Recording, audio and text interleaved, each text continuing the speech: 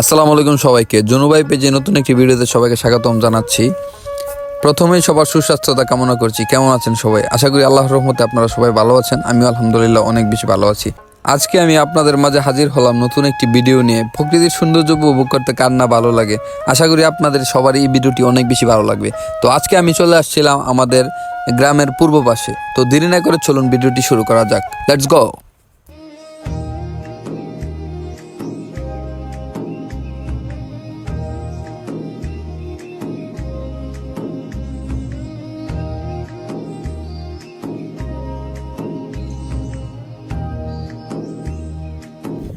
প্রকৃতির সৌন্দর্য উপভোগ করতে ভালোবাসে না এমন মানুষ খুঁজে পাওয়া মুশকিল। আমিও তার বিপরীতে না।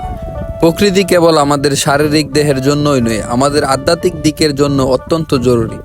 এটি আমাদের আত্মাকে পরিশুদ্ধ করে, আমাদের হৃদয় স্নিগ্ধতা ও শান্তি সৃষ্টি করে।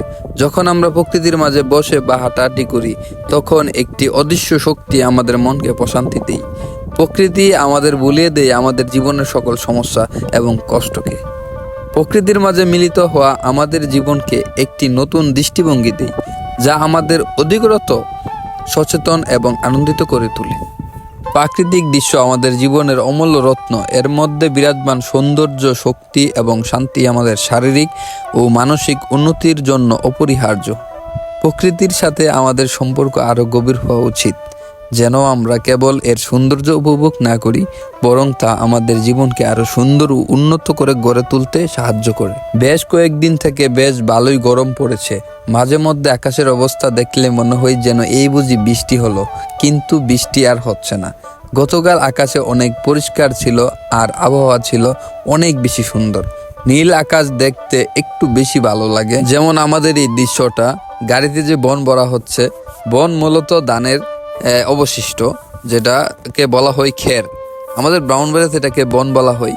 আপনাদের এদিকে এটাকে কি বলা হয় সেটা অবশ্যই কমেন্টে জানাবেন। তার চেয়েও বেশি ভালো লাগে যখন নীল আকাশের মাঝে সাদা মেঘগুলোকে ভেসে বেড়াতে দেখা যায়। চতুর্দিকে যেন সবুজের সমারোহ। কিছু দূর যাওয়ার পরেই দেখি এই গরুগুলা। এই গরুর দৃশ্যটা দেখে আমার কাছে খুবই ভালো লাগছে। আর এইখানে তো মনে হয়েছে যে আমি সুইজারল্যান্ড চলে আসছি। এই জায়গাটা অনেকটাই সুইজারল্যান্ডের মতন। আপনারা যদি বাস্তবে না আসেন তাহলে আপনারা কখনোই বিশ্বাস করবেন না এই জায়গাটা যে আসলেই সুইজারল্যান্ডের মতন। এই সুইজারল্যান্ডের দ্বিতীয় শুট হচ্ছে এটা। এই যে এই দৃশ্যটা আপনার কি কোনোভাবে মনে হচ্ছে না যে এটা সুইজারল্যান্ড না তো বা নিউজিল্যান্ডের কোনো দৃশ্য? না, এটা সুইজারল্যান্ড বা নিউজিল্যান্ডের কোনো দৃশ্য না।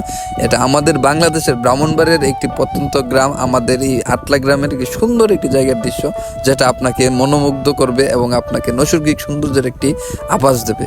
এই সৌন্দর্যের সাথে সাথে এরই মধ্যে শেষ হয়ে গেল আমাদের আজকের এই ভিডিওটি। কেমন লেগেছে আমাদের আজকের এই উপস্থাপনা এবং আমাদের এই ভিডিওটি আপনারা অবশ্যই কমেন্ট করে জানাবেন। তো আপনারা বেশি বেশি শেয়ার করবেন। আপনারা একটা শেয়ারে আমাদের এই ভিডিওগুলো দেখতে পারবে আমাদের প্রবাসী ভাইয়েরা, যারা রেমিটেন্স যোদ্ধা, তাদেরকে বলা হয়। তো দিন শেষে আপনারা সবাই ভালো থাকুন, সুস্থ থাকুন। আসসালামু আলাইকুম রহমতুল্লাহি ওয়া বারাকাতুহু।